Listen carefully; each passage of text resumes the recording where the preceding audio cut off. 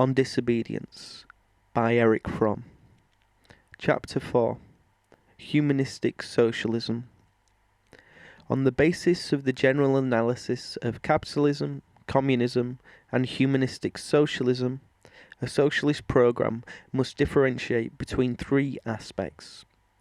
What are the principles underlying the idea of a socialist party?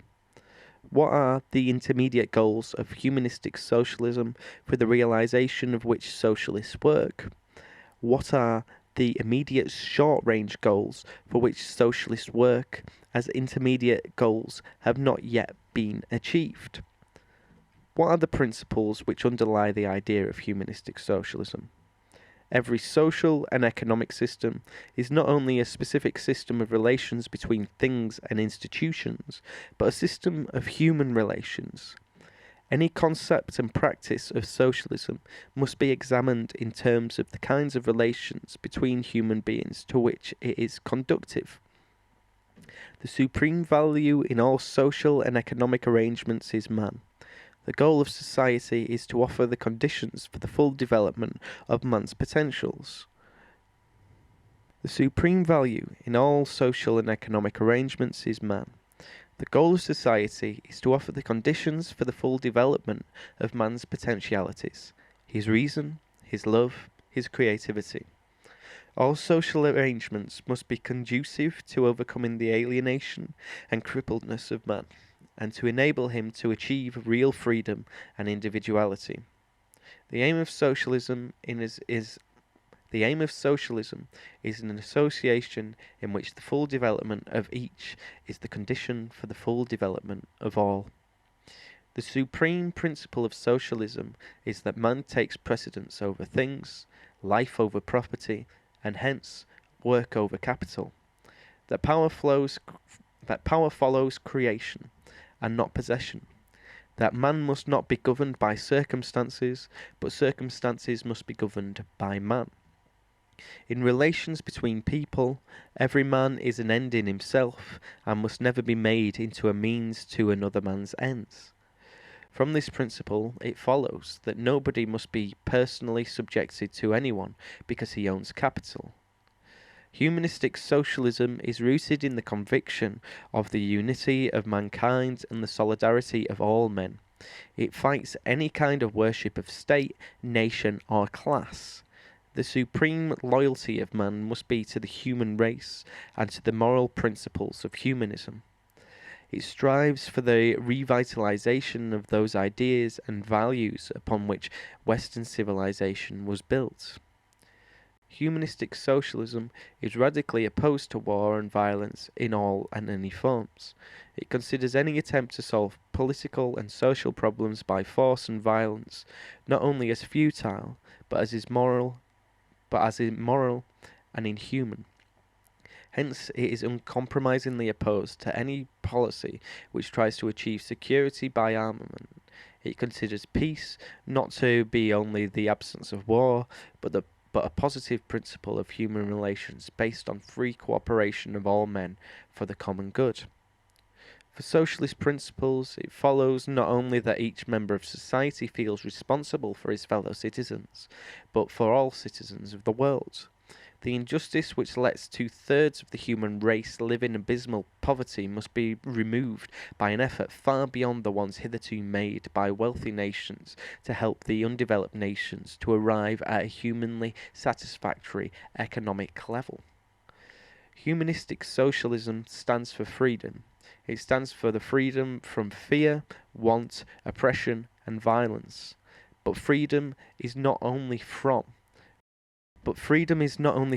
from, but it is also freedom to. Freedom to participate actively and responsibly in all decisions concerning the citizen, freedom to develop the individual's human potential to the fullest degree. Production and consumption must be subordinated to the needs of man's development, not the reverse. As a consequence, all production must be directed to the principle of its social usefulness, and not by that of its material profit for some individual or corporation. Hence, if a choice has to be made between greater production on one hand and greater freedom and human growth on the other, the human as against the material value must be chosen. In socialist industrialism, the goal is not to achieve the highest economic productivity, but to achieve the highest human productivity. This means that the way in which man spends most of his energy in work as well as in leisure must be meaningful and interesting to him. It must stimulate and help to develop all his human powers, his intellect as well as his emotional and artistic ones. While, in order to live humanly, basic material needs must be satisfied, consumption must not be an aim in itself. All attempts to stimulate material needs artificially for the sake of profit must be prevented. Waste of material resources and senseless consumption for consumption's sake are destructive to mature human development. Humanistic socialism is a system in which man governs capital, not capital man, in which, so far as it is possible, man governs his circumstances, not circumstances man, in which the members of society plan what they want to produce, rather than have their production follow the laws of the impersonal powers of the market and of capital with its inherent need for maximum profit. Humanistic socialism is the extension of the democratic process beyond the purely political realm into the economic sphere. It is political and industrial democracy.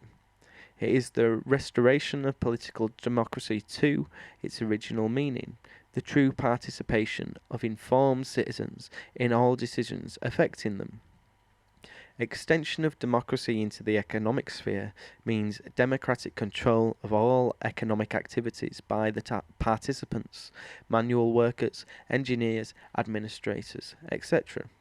Humanistic socialism is not primarily concerned with legal ownership, but with the social control of the large and powerful industries. Irresponsible control by bureaucratic management representing the profit interests of capital must be replaced by administration acting on behalf of and controlled by those who produce and consume.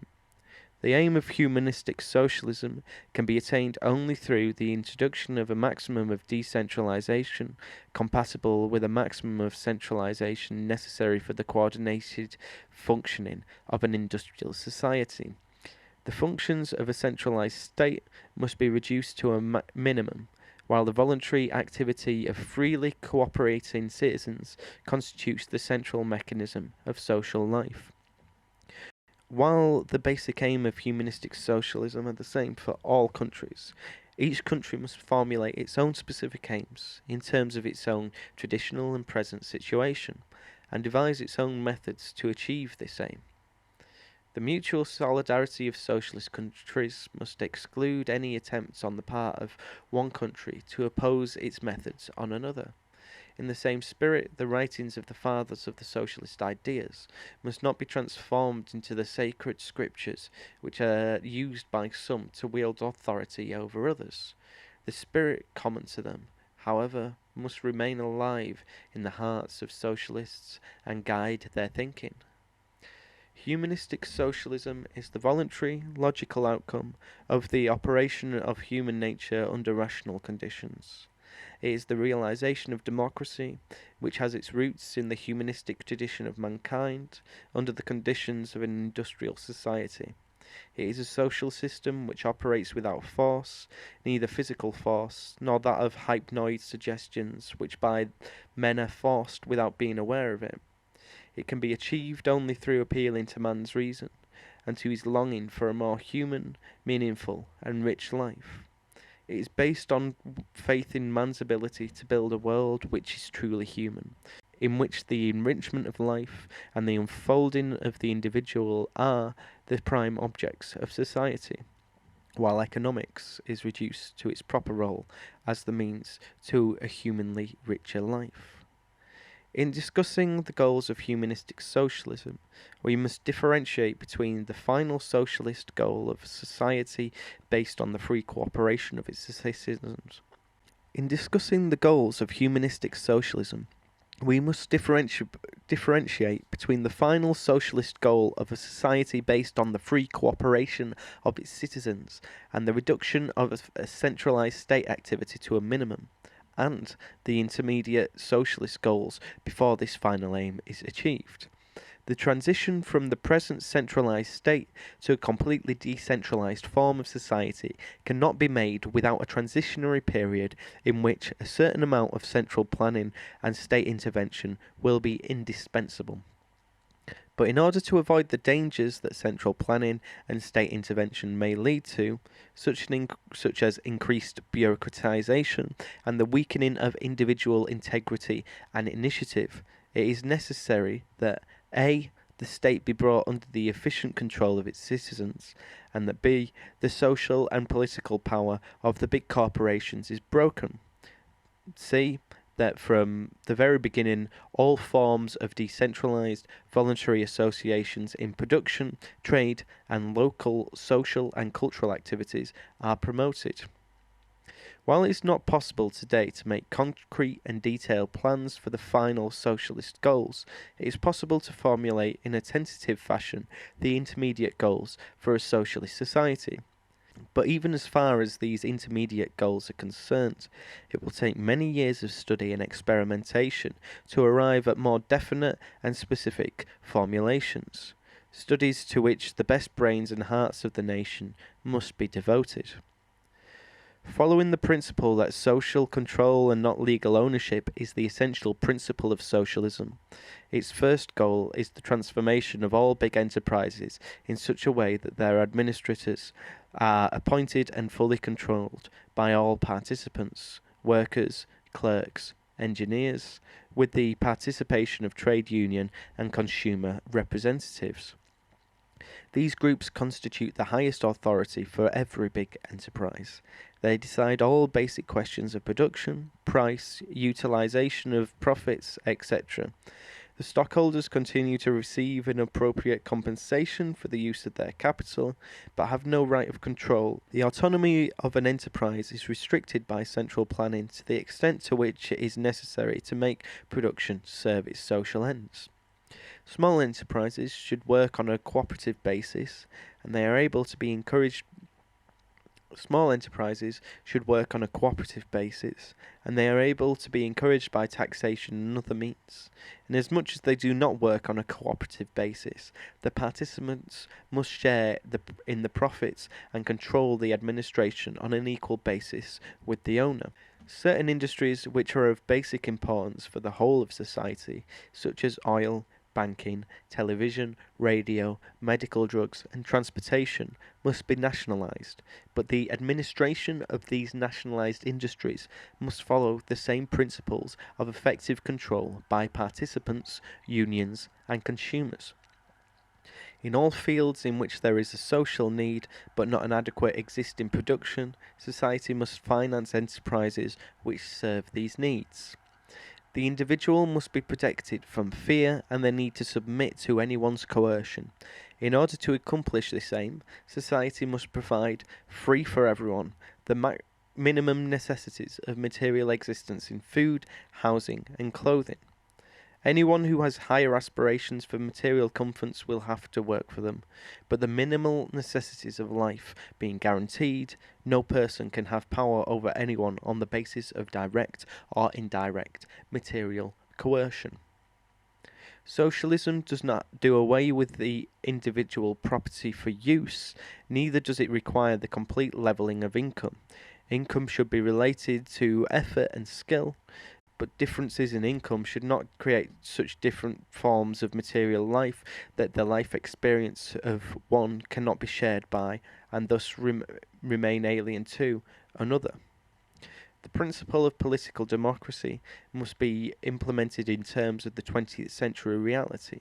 Considering our technical instrumentalities of communication and tabulation, it is possible to reintroduce the principle of the town meeting into contemporary mass society.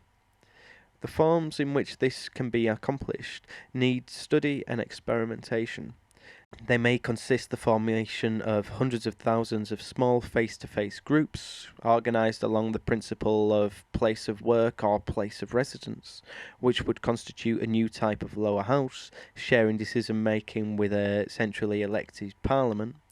Decentralisation must strive at putting important decisions in the hands of the inhabitants of small local areas, which are still subject to the fundamental principles which govern the life of the whole of society. But whichever forms are to be found, the essential principle is that the democratic process is transformed into one in which well-informed and responsible citizens, not automatised mass men controlled by the methods of hypnoid mass suggestion, express their will. Not only in the sphere of political decisions, but with regard to all decisions and arrangements, the grip of the bureaucracy must be broken in order to restore freedom. Aside from the decisions which filter down from above, activity in all spheres of life on the grassroots level must be developed which can filter up from below to the top. Workers' organisation in unions, consumers organised into consumers' organisations, citizens organised in the above-mentioned face-to-face political units, must be in constant interchange with central authorities. This interchange must be such that new measures, laws, and provisions can be suggested and, after voted, decided from the grassroots, and that all elected representatives are subject to continuous critical appraisal and, if necessary, recall. According to its basic principle, the aim of socialism is the abolition of national sovereignty, the abolition of any kind of armed forces, the establishment of a commonwealth of nations. In the sphere of education, the main aims are those of helping to develop the critical powers of the individual and to provide a basis for the creative expression of his personality. In other words, to nurture free men who will be immune to manipulation and to the exploitation of their suggestibility for the pleasure and profit of others. Knowledge should not be a mere mass of information, but the rational means of understanding the underlying forces that determine material and human processes. Education should be embraced not as reason, but the arts. Capitalism, as it has produced alienation, has divorced and debased both man's scientific understanding and his aesthetic perception. The aim of socialist education is to restore man to a full and free exercise of both. It seeks to make man not only an intelligent spectator, but a well-equipped participant, not only the production of material goods, but in the enjoyment of life. To offset the dangers of alienated intellectualization, factual and theoretical instruction should be supplemented by training in manual work and the creative arts, combining the two in craftsmanship, the production of useful objects of art, in primary and secondary education. Each adolescent must have the experience of producing something valuable with his own hands and skills. The principle of irrational authority based on power and exploitation must be replaced, not by a laissez-faire attitude, but by an authority which is based on the competence of knowledge and skill, not of intimidation, force, or suggestion. Socialist education must arrive at a new concept of rational authority, which differs both from irrational authoritarianism and from unprincipled laissez-faire attitude. Education must not be restricted to childhood and adolescence, but the existing forms of adult education must be greatly enlarged. It is especially important to give each person the possibility of changing his occupation or profession at any time of life. This will be economically possible if at least his minimal material needs are taken care of by society. Cultural activities must not be restricted to providing intellectual education. All forms of artistic expression through music, dance, drama, painting, sculpture, architecture, etc., are of paramount importance for the human development of man. Society must channel considerable means for the creation of a vast programme of artistic activities and useful as well as beautiful building programmes, even at the expense of other and less important consumer satisfactions. Great care should be taken, however, to conserve the integrity of the creative artist, to avoid turning socially responsible art into a bureaucratic or state art. A healthy balance must be maintained between the legitimate claims of the artist upon society and its legitimate claims upon him.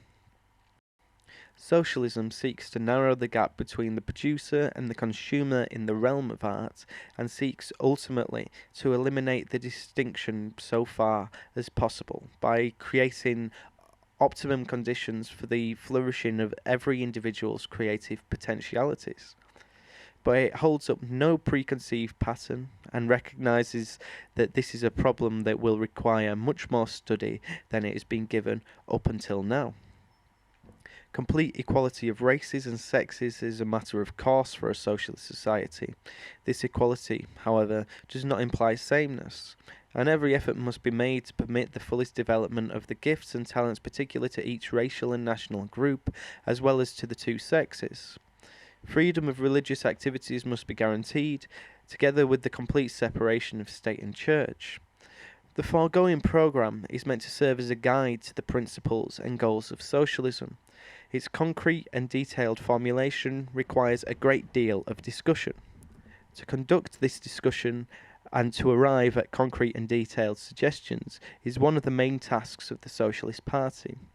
Such discussion requires examining all data which practical experience and the social sciences can bring forward. But first of all, it requires imagination and the courage to see new possibilities, instead of the outworn routine of thinking. Quite aside from this, it will take considerable time until the majority of the population in the United States will be convinced of the validity of socialist principles and goals. What is the task and function of a socialist party during the time before it has succeeded in its task? The SPSDF, Socialist Party or Socialist Democratic Federation, must embody in its own structure and activities the very principle it stands for. It must not only strive for the achievement of socialism in the future, but must begin with its realisation in its own midst immediately. Hence, the SPSDF must not try to convince the people of its programme by appeal to irrational emotions, hypnoid suggestions, or attractive personalities, but by the realism, correctness, and penetration of its analysis of economic, social, political, and human situations. The SPSDF must become the moral and intellectual conscience of the United States and divulge its analysis and judgments in the widest possible manner. The conduct of the activities of the SPSDF must follow its principles in the sense of the optimum of decentralisation and the active, responsible participation of its members in discussions and decisions. It must also give full scope to the expression and divulgence of minority opinions. The socialist programme cannot be a fixed plan, but must grow and develop through the continuous activity, effort, and concern of the members of the party. The SPSDF must therefore be different from other political parties, not only in its programme and ideals, but in its very structure and way of functioning. It must become a spiritual and social home for all its members who are united in the spirit of humanistic realism and sanity, and by the solidarity of common concern for and the common faith in man and his future. The SPSDF must develop an extensive educational campaign among workers, students, professionals, and members of all social classes who can be expected to have a potential understanding for socialist criticism and socialist ideals.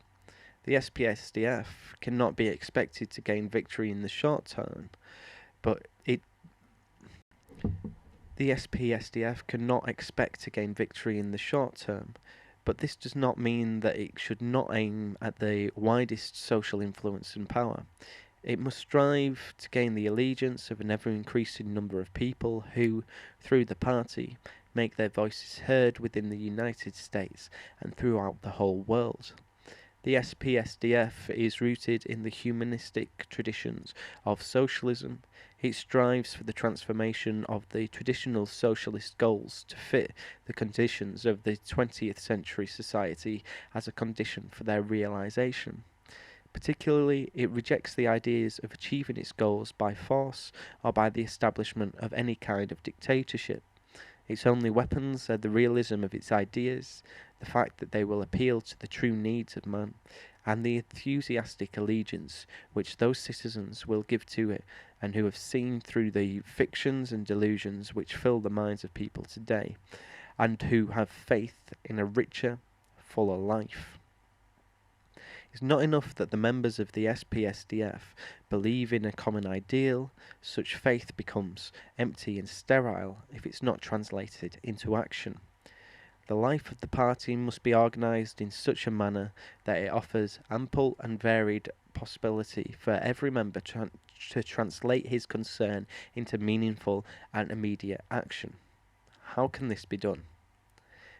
It must be understood clearly that the basic goals of socialism, especially the method of management of big enterprises by the participants, union and consumers' representatives, the revitalization of the democratic process, the guaranteed minimum for existence for every citizen, constitute problems, the details of which are exceedingly difficult to solve.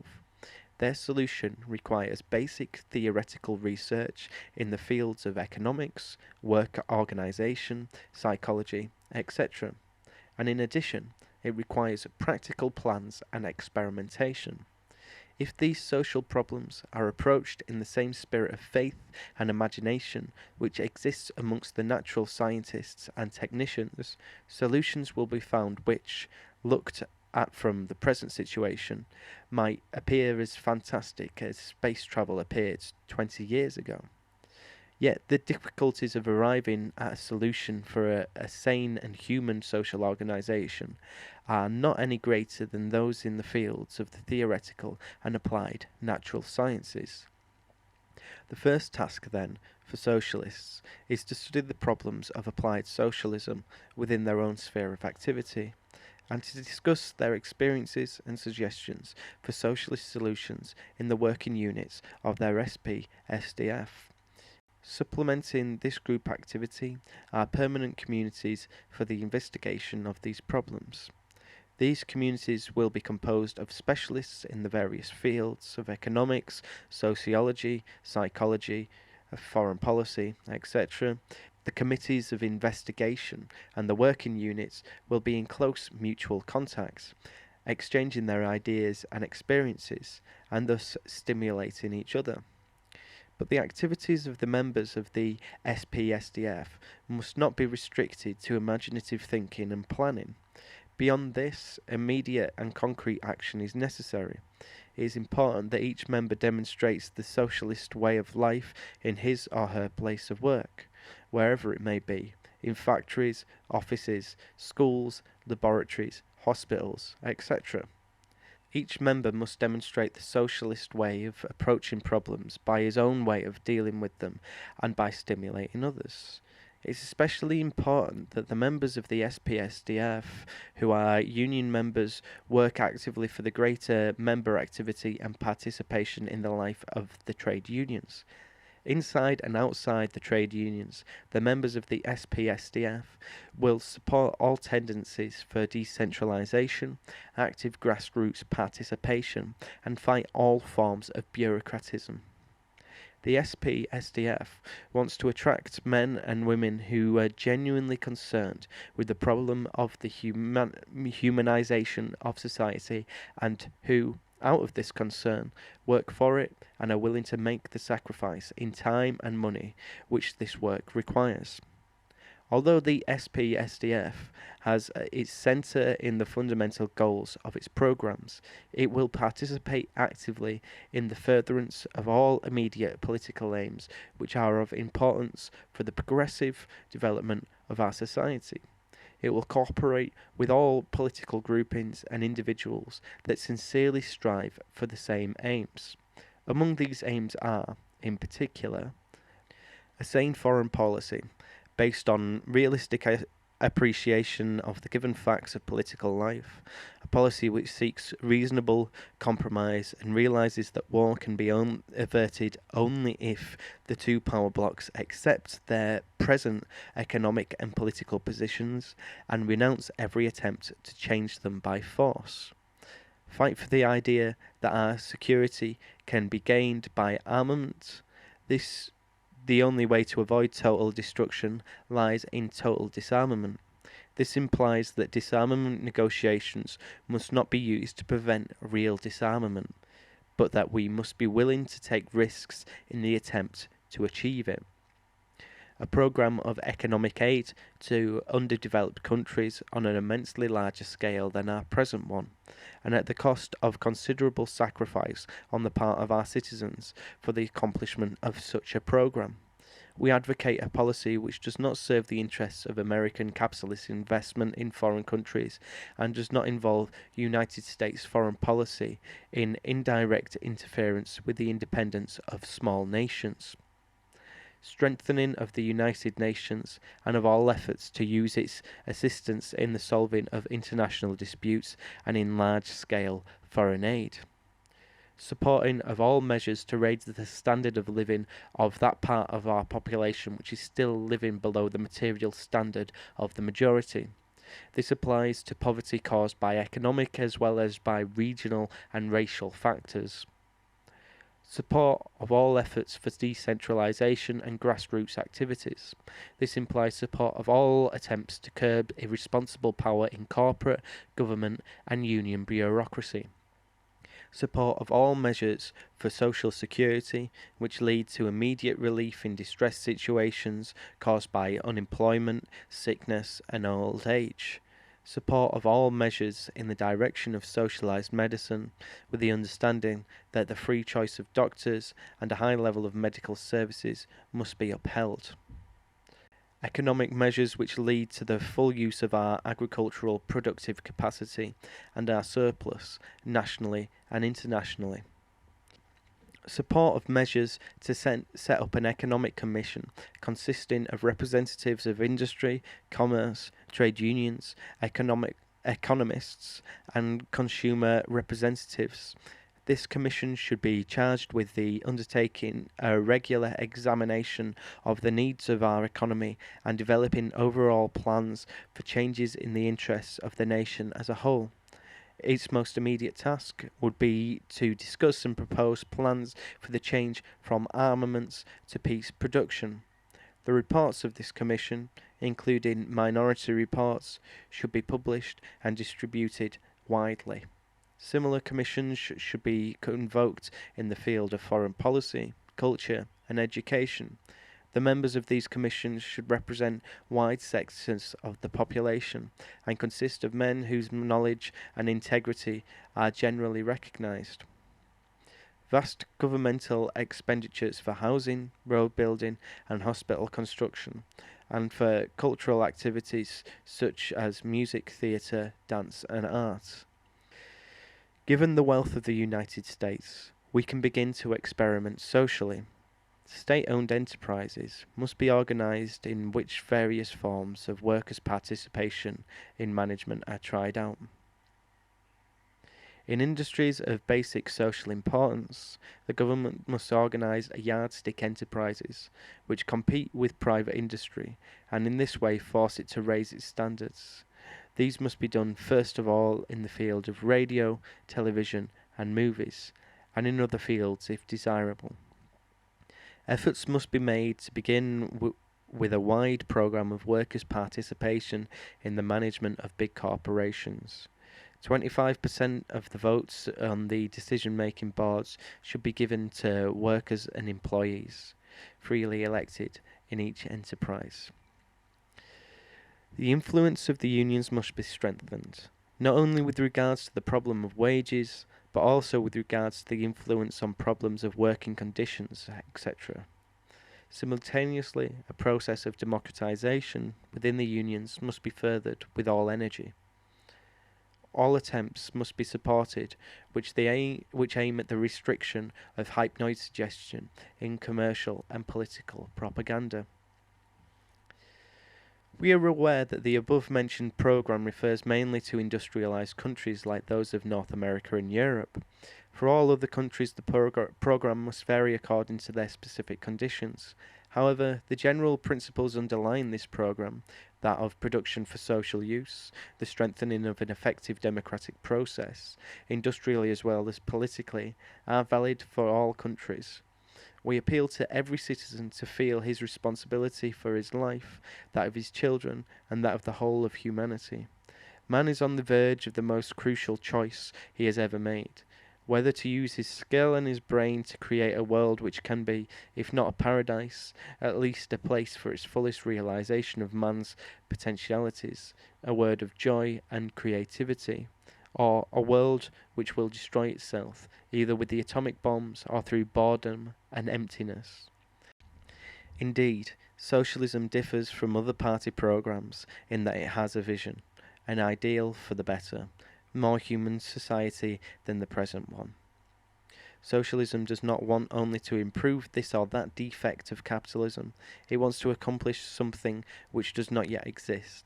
It aims at a goal which transcends the given empirical social reality, yet which is based on a real potentiality. Socialists have a vision and say, this is what we want, this is what we strive for.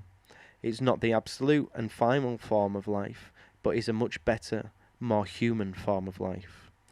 It is the realization of the ideals of humanism which have inspired the greatest achievements of Western and Eastern culture. Many will say that people do not want ideals, that they do not want to go beyond the frame of reference in which they live. We socialists say that this is not true. On the contrary, people have a deep longing for something they can work for and have faith in. Man's whole vitality depends on the fact that he transcends the routine part of his existence, that he strives for the fulfillment of a vision which is not impossible to realize, even though it has not yet been achieved. If he has no chance to strive for a rational, humanistic vision, he will eventually, worn out and depressed by the boredom of his life, fall prey to the irrational, satanic visions of dictators and demagogues. It is exactly the weakness of contemporary society that it offers no ideals, that it demands no faith, that it has no vision, except that of more of the same. We socialists are not ashamed to confess that we have a deep faith in man and in a vision of a new human form of society. We appeal to the faith, hope, and imagination of our fellow citizens to join us in the vision and in the attempt to realize it. Socialism is not a socio-economic or political program, it is a human program. The realization of the ideals of humanism under the conditions of an industrial society. Socialism must be radical. To be radical is to go to the root. The root is man.